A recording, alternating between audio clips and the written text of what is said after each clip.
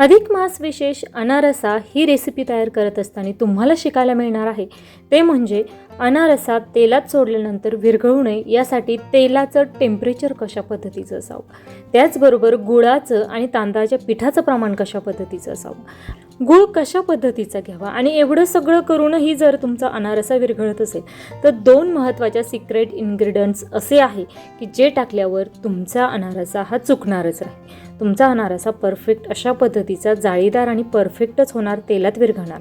त्यामुळे video skip न करता शेवटपर्यंत पहा, कारण काही महत्त्वाच्या टिप्स या व्हिडिओच्या शेवटी देणार आहे. सो हाय, मी कविता. मी तुमच्यासाठी घेऊन येत असते दररोज दुपारी 12 वाजता अशाच पद्धतीच्या हमखास यशस्वी होणाऱ्या रेसिपी. त्यामुळे वर्षभर 365 रेसिपी पाहण्यासाठी चॅनलला सबस्क्राईब करा.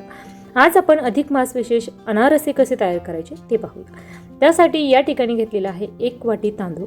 तांदूळ घेताना जुना घ्या, रेशनचा तांदूळ घेतलेला आहे. नवीन तांदूळ घेऊ नका, नाहीतर अनारसे व्यवस्थित जमत नाही. तांदूळ स्वच्छ धुवून घ्यायचे 3 ते 4 पाण्याने. त्यामध्ये पाणी टाकायचं, त्यानंतर झाकण ठेवायचं आणि हे पीठ आपल्याला 3 दिवसासाठी भिजत ठेवायचं आहे. परंतु 3 दिवस जरी भिजत ठेवायचं असलं तरीही दररोज त्यातील पाणी तुम्हाला बदलायचं आहे. आता 3 दिवस झालेले आहे, पाणी आपण सगळं यातील काढून घेणार आहोत आणि तुम्ही पाहू शकता 3ही दिवस मी दररोज यातील पाणी बदलत राहील, कारण उन्हाळा आहे.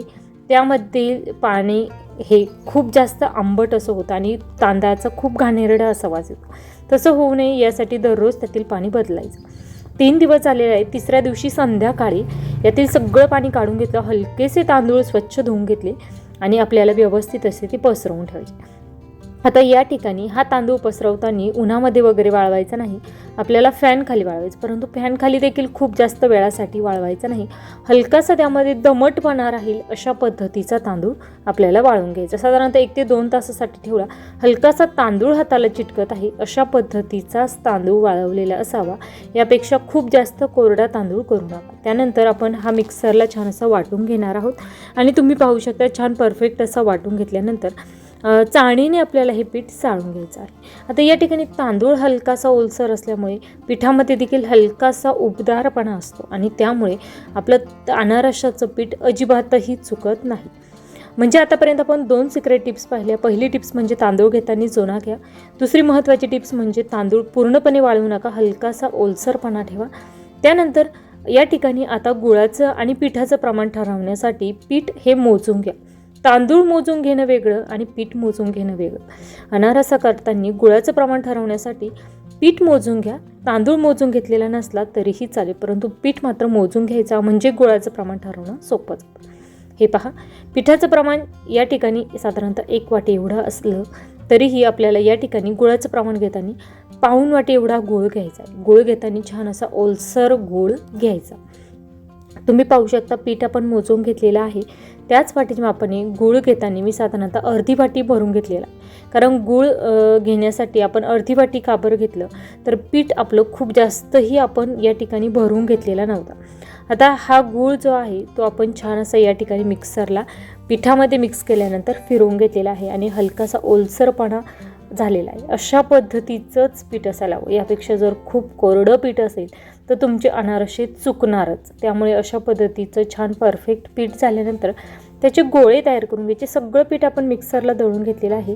त्याचे अशा पद्धतीने गोळे तयार केल्यानंतर हे पीठ आपल्याला आंबवण्यासाठी 3 दिवस ठेवायचं आहे. त्यानंतर दररोज हे गोळे आपल्याला फोडून काढायचे, हाताने छान मळून घ्यायचे आणि पुन्हा त्याचा गोळा तयार करायचा. ही प्रोसेस आपल्याला 3 दिवस फॉलो करायची. तांदूळ भिजवण्यासाठी 3 दिवस आणि हे पीठ भिजवण्यासाठी देखील 3 दिवस. आता आपण डब्याला झाकण लावलं आणि हे पीठ असंच ठेवलेलं आहे. पुन्हा दुसऱ्या दिवशी आपण हे पीठ काढून घेतलेलं आहे. पुन्हा एकदा आपण हे परातीत छान असे फोडून मळून घेणार आहोत. हे पहा, अशा पद्धतीने ही प्रोसेस सलग आपण 3 दिवस फॉलो करणार आहोत. यामुळे अनारसे छान जाळीदार होतात आणि अजिबातही तेलात विरघळत नाही. हे पहा, अशा पद्धतीने छान मळून घ्यायचं आणि पुन्हा याचे गोळे करायचे. पुन्हा एकदा डब्यामध्ये भरायचे. पुन्हा ते दुसऱ्या दिवशी हेच स्टेप फॉलो करायचे. दुसऱ्या दिवशीही आपण डब्याचं झाकण काढून पुन्हा हे बॉल्स काढून घेणार आहोत आणि तुम्ही पाहू शकता पुन्हा हे मळून घेतले. आणि 3ऱ्या दिवशी मात्र पीठ कशा पद्धतीचं झालेलं आहे, किती छान असं भिजलेलं आहे. आता आपलं अनारसे करण्यासाठीचं पीठ परफेक्ट आहे. त्याला अशा पद्धतीचं जर झाले नसेल तर तुम्ही 1 दिवस एक्स्ट्रा ठेवला तरीही चालेल. त्यानंतर अशा पद्धतीचे छोटे छोटे बॉल्स तयार करून घेतले. त्यानंतर खसखसमध्ये बुडवून अशा पद्धतीने आपल्याला हे अनारसे तयार करायचे. अनारसे तयार करण्याची पद्धत तुम्ही पाहू शकता, आपल्याला बोटाच्या सहाय्याने करायची. त्यानंतर चौथी महत्त्वाची टिप्स म्हणजे अनारसे तळण्यासाठी तेलाचं टेम्परेचर हे मध्यम असावं. खूप कमी तापलेलं तेल असेल तरी देखील तुमचे अनारसे हे तेलात टाकल्यावर विरघळू शकतात. आणि खूप जास्त कडकडीतही तेल तापलेलं नको, म्हणजे मध्यम आचेवर आपल्याला हे अनारसे तळून घ्यायचे. हे पहा. आणि अनारसे तळताना ते एकाच बाजूने अनारसा सोडल्यानंतर तो पूर्ण तळायचा, वरील बाजूने आपल्याला तेल सरकवत राहायचं. अनारसे करताना विरघळत असतील तर त्यामध्ये थोडासा रवा टाका, त्याचबरोबर थोडंसं साजूक तूप टाका. थोड्या वेळासाठी ते पीठ भिजत ठेवा आणि मग तुम्ही अनारसे करा, त्यामुळे देखील तुमचे अनारसे परफेक्ट होतील. रेसिपी आवडल्यास चॅनलला सबस्क्राईब करा, लाईक करा, शेअर करा. अनारसा तयार झालेला आहे. वेळात वेळ काढून माझी रेसिपी शेवटपर्यंत पाहिल्याबद्दल धन्यवाद.